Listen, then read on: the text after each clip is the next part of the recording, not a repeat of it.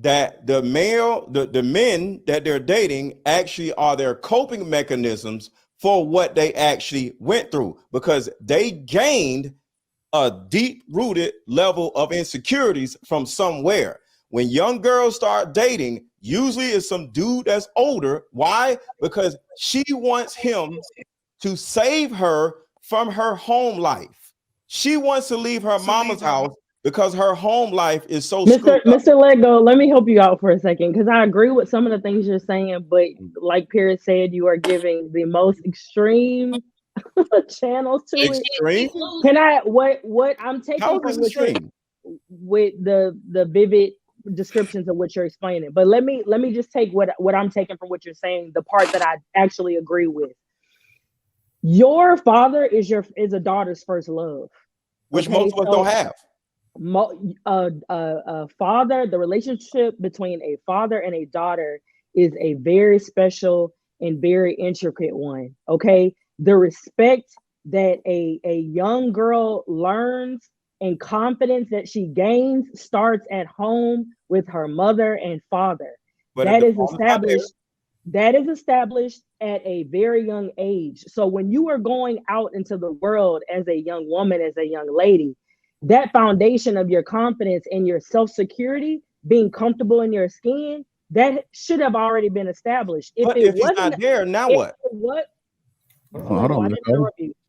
Gotta finish, Lego. If it wasn't established by your parents, then guess what? The world is going to have much room and be able to mold and shape how that confidence grows and what things that confidence, how that confidence is watered, and if the confidence is even established at all, will happen within the world instead of within the home.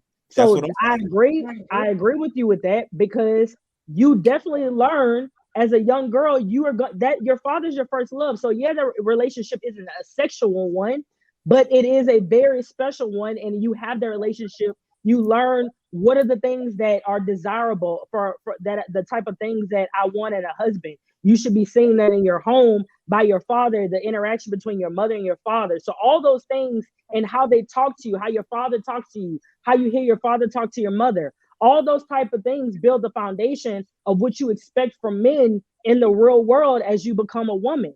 So I don't believe you can take a person's childhood out of who they are as an adult, like it doesn't have any, especially a woman, because we're so impressionable, right? We're so impressionable by this world. We're so emotional. All those things are established at a young age. So I do agree with you with some of the things you're saying, Lego. All right, hold on, I hold on. want to jump in. Sierra. Let me get to Sierra and Trev. Yeah, I want to jump in. I agree with what everybody said. I think everybody had good points. Going back to what Mr. Let Go was talking about in reference to childhood, I agree. Like when you are growing up, you are taking in experiences and you are uploading information because you operate on a certain system. So let's just say you are a woman who did not have a father and your mom was a single mom. You seen your mom take care of everything. She was hyper independent. So she was maybe more liable to tell you, right, that men ain't worth nothing and you don't need a man. So you go into relationships with preconceived thoughts about what you are going to experience. And when you do, it does build up as confirmation, like, see, my mother was right. So it is that level of insecurity that is there because you have not yet unlearned, right, what has been Yep. taught to you. So you are living through experiences that don't belong to you, but you are taking on experiences through your mom. I'll use me as an example, right? I always say this, like my mother taught me how to be at war with men because of her experiences and what she went through. It was up to me to decide to unlearn those habits and those behaviors in order for me to see like, oh, I can experience men in a different form, right? Men are not out here to hurt me, right? It was something that I had to do within myself, which strays to the point of it has a lot to do with the woman and the individual, and a lot of it is childhood. It is childhood, right? Because All of that it. is what molds us in our experiences, and this is how we show up as adults. When we are able to be in healthy relationships, we show up in a kid-like spirit. We are childish, we are playful, right? We are happy. The inner child wants to come out and it wants to play because it feels safe. Mm-hmm. So when we don't feel safe, it is threatened and it is something within ourselves. I think anything a man adds on to that is adding value. but it's not for him to do. It's definitely up to the women, and I'm going to say black women especially. Mm-hmm. I'm glad y'all got lost. And I just want to say this: most young women don't have fathers, y'all. Just keep that in mind, Casey and Paris. I understand y'all had a different upbringing, which is dope, but y'all have to look outside of yourselves. There are millions of women who did not have a father, and not having a father in itself is a form of rejection, because it's like, I just said that. What are you talking about? I know. Did I not just say that? I'm just saying. Yeah, he agreeing with you. He agreeing with you. So look, so me and Paris are saying this.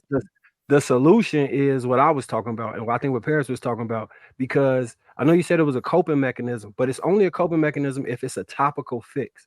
What I'm talking about is when we in a relationship, we're talking through a lot of the stuff that you've been through throughout your life, so we could trace back the root to where this stuff starts, where you feel insecure at, what made you feel that way, and then we're gonna try and fix it from there. And then moving forward from there, it's not when you leave me or we break up, God forbid, you'll still be fixed. It's not just because I've been the band-aid to help you validate yourself. And then once you get that self-validation, then you've done the internal work to keep it going, whether I'm there or not. You are healed at that point. That's what me and Paris talking about. Thank you, Marcus. But yes, now it was when Sierra and Casey explained, Mr. Lego, I finally understood what you were saying. Because you lost me, baby. I don't know where you Hold on, there's an echo. Somebody got to mute. Hold on. Okay. I was just gonna say, I think two things can be true at the same time. I think Paris and Mr. Let Go were both right.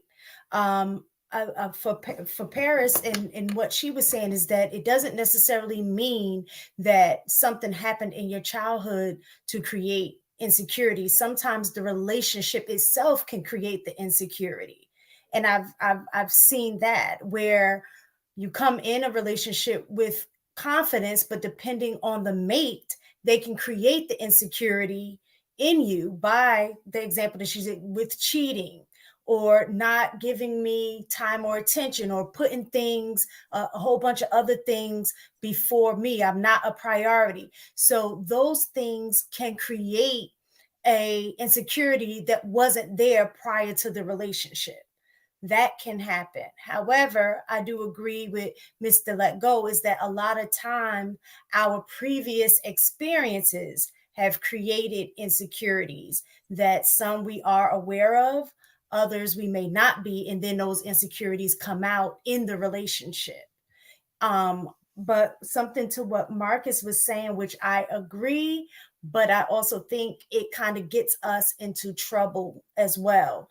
I think when we're looking for our partner to fulfill insecurities as opposed to us doing the work ourselves is not helpful to the person who needs to do the work. Right. And is not helpful to the person who's trying to fix something that they may not necessarily be know how to equipped, right, to fix.